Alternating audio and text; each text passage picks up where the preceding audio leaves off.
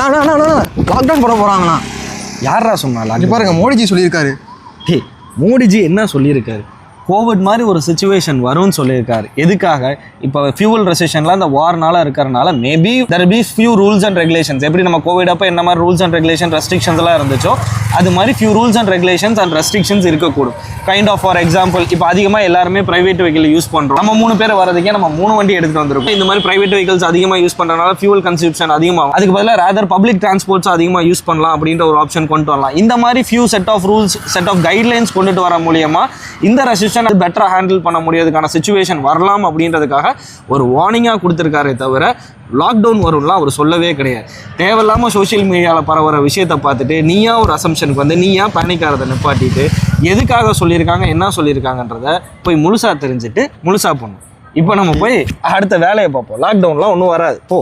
Okay.